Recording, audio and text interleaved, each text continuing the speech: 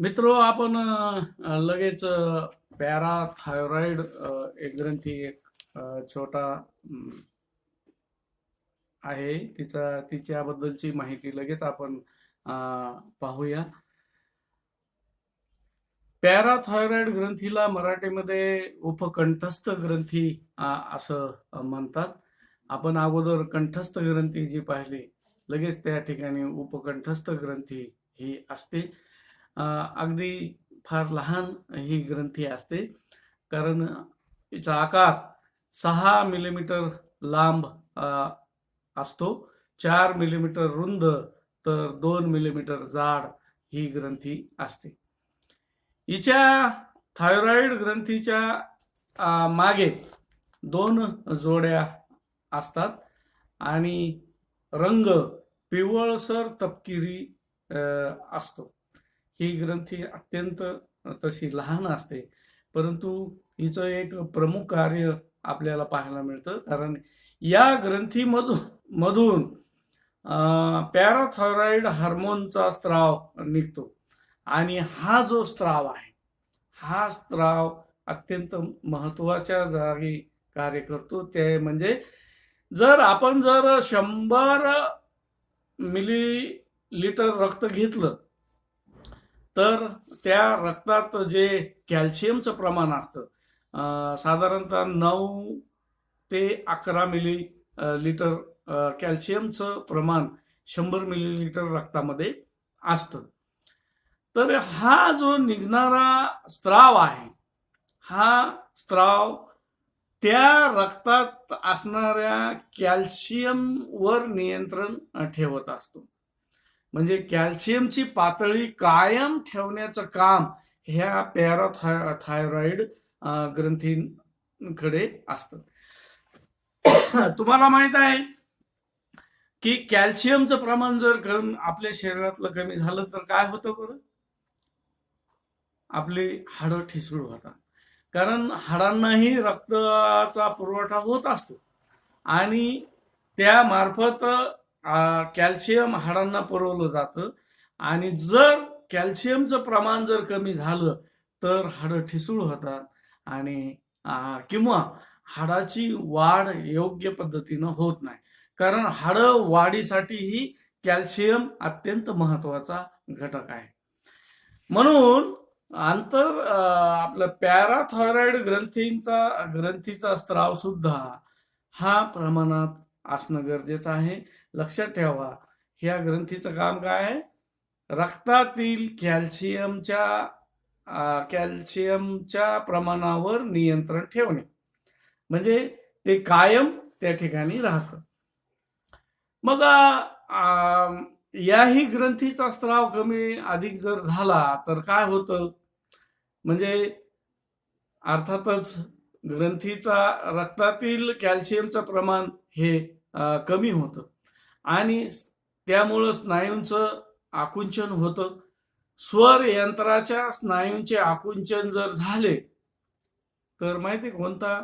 टिटॅनी नावाचा रोग होतो. तुम्ही ऐकलं असेल की आता टिटॅनी रोग का होतो? आपण म्हणतो धनुर्वाताच्या जंतूमुळे हा रोग होतो. मग बऱ्याचदा आपल्याला खिळा किंवा लोखंड काय लागलं तर त्यामधून हे जंतू आतमध्ये जातात आणि त्यामुळेही टिटॅनी नावाचा रोग होतो. पण या रोगामध्ये काय होतं?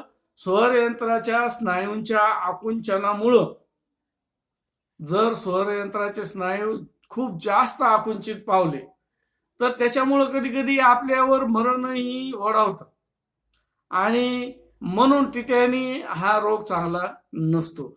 लगेच आपण डॉक्टरकडे जाऊन ते टिटॅनियसचं इंजेक्शन डॉक्टर जे देतात ते आपण घेतलं पाहिजे आणि त्यामुळं धनुर्वात हा टळतो. अशा पद्धतीनं ही थायरॉइड ग्रंथी आहे, परंतु हिचं प्रमुख कार्य एकच आहे की रक्तातलं सोडियमचं प्रमाण हे कायम ठेवणे हे असतं. ही ग्रंथी थायरॉइड ग्रंथी च्या खाली खूप लहान असते, कारण लांबी 6 मिलीमीटर, रुंदी 4 मिलीमीटर, तर जाडी ही फक्त 2 मिलीमीटर असते. अत्यंत लहान ग्रंथी असते, परंतु तीही महत्वाची. बऱ्याचदा आपण म्हणजे ऑपरेशन करत असताना डॉक्टर ऑपरेट करत असतात, त्यावेळेला ही ग्रंथी वाचवण्याचा प्रयत्न जरूर करतात, कारण ही ग्रंथी जर नाही वाचवली गेली तर रक्तातलं सोडियमचं प्रमाण हे नेहमी अडचण येत राहील आणि त्यामुळं अनेक अडचणी त्या ठिकाणी उद्भवतात. थायरॉइडवर थायरॉइडची जी शस्त्रक्रिया करत असताना तिच्या मागचा जो भाग आहे तो भाग अत्यंत महत्वाचा आहे. या ग्रंथीचा बचाव होणंही महत्वाचं आहे. अशा पद्धतीने ही तिसरी ग्रंथी जी आहे उपकंठस्थ ग्रंथी ज्याला म्हणतो, ही ग्रंथी या ठिकाणी संपते. या ग्रंथींचं ज्या आकृत्या आहेत, या आकृत्या तुम्ही निश्चित पेपरमध्ये आपल्या पुस्तकामध्ये पहा. एक दिवस लायब्ररीला येऊन भेट द्यायचे. लॉकडाऊन जरी असलं, यायचं. तुमचे ऍडमिशन झालेले आहेत, लायब्ररीचं कार्ड काढा आणि पुस्तकं घेऊन जा, म्हणजे घरी तुम्हाला अभ्यास निश्चित करता येतो. वेळ चाललेली आहे, अभ्यास करत राहा. कदाचित विद्यापीठ कधी कधी असंही निर्णय घेऊ शकतं कधी, की या तुमचा जवळपास आता अभ्यासक्रम संपत येत आहेत, की तुमच्याही परीक्षा घ्यायच्या, म्हणून आपण गाफील राहून चालणार नाही. अभ्यास करा, पुस्तकं घेऊन जा लायब्ररीतून, आणि आपण असं गृहीत धरू की आपण परीक्षा होणारा वेळेवर होतील, हेही लक्षात आपण घेतलं पाहिजे. त्यानंतर पुढची जी ग्रंथी आहे सुपरनल ग्रंथी, किंवा तिला ॲड्रेनल ग्लँड असंही म्हणतात.